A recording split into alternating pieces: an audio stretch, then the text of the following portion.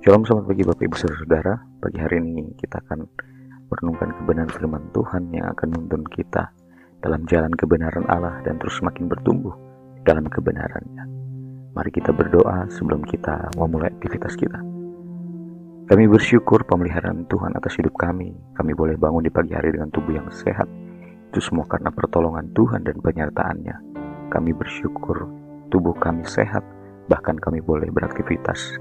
Itu semua karena anugerah Tuhan. Pagi hari ini ya Bapa, sebelum kami memulai aktivitas kami, biarlah Engkau yang menuntun kami melalui firman-Mu. Terpujilah nama-Mu Tuhan Yesus. Kami bersyukur, haleluya. Amin. Bapak Ibu Saudara, pagi hari ini kebenaran firman Tuhan berjudul Dia Tahu Luka Hatimu. Ayat kebenaran firman Tuhan terambil dalam Mazmur pasal 147 ayat yang ketiga. Ia menyembuhkan orang-orang yang patah hati dan membalut luka-luka mereka. Kasih Tuhan tidak hanya terlihat dari mujizat besar atau hal-hal spektakuler. Ia sangat nyata dalam kelembutannya terhadap hati yang terluka. Tuhan adalah pribadi yang peka terhadap kehidupan kita. Ia tahu penderitaan kita. Ia tahu apa yang menjadi permasalahan hidup kita dan apa yang menjadi pergumulan kita saat ini.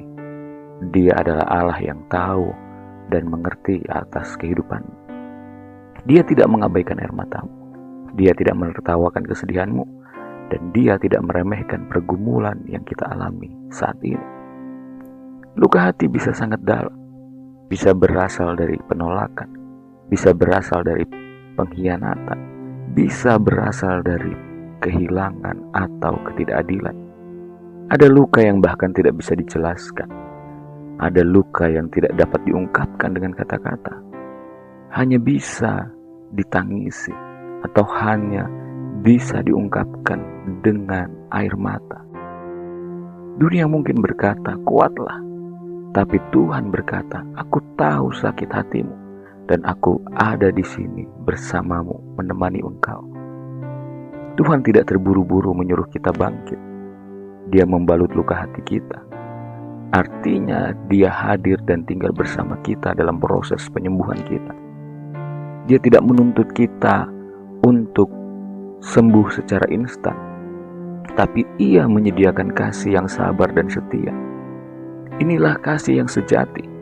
Kasih yang tidak hanya datang saat kita kuat, tetapi hadir saat kita berada dalam kelemahan. Yesus sendiri pernah menangis dalam Yohanes 11 ayat 35. Di situ Dia juga menangis. Ia bukan Tuhan yang jauh dan tidak memahami setiap kesedihan manusia. Ia adalah Tuhan yang pernah patah hati. Ia adalah Tuhan yang pernah dikhianati. Ia adalah Tuhan yang pernah disakiti dan ditinggalkan. Karena itu Ia dapat menyembuhkan kita, bukan hanya sebagai Tuhan yang Maha Kuasa, tetapi juga sebagai Tuhan yang memahami setiap luka hati manusia. Jangan pernah engkau melupakan kasih setia Tuhan, sebab Tuhan peduli akan hidupmu. Ia tahu apa yang engkau hadapi. Ia tahu apa yang engkau alami saat ini. Pagi hari ini, mari akui luka hatimu dalam doa. Jangan berpura-pura kuat di hadapan Tuhan. Dia lebih menghargai kejujuranmu daripada kepura-puraan. Bacalah Mazmur secara rutin. Banyak dari pasalnya yang menjadi pelipur lara dan memberi kita kekuatan saat hati kita sedang hancur. Izinkan Tuhan menyembuhkanmu, bukan hanya supaya cepat pulih, tetapi supaya engkau pulih dengan utuh dan menjadi sumber berkat penghiburan bagi sesamamu.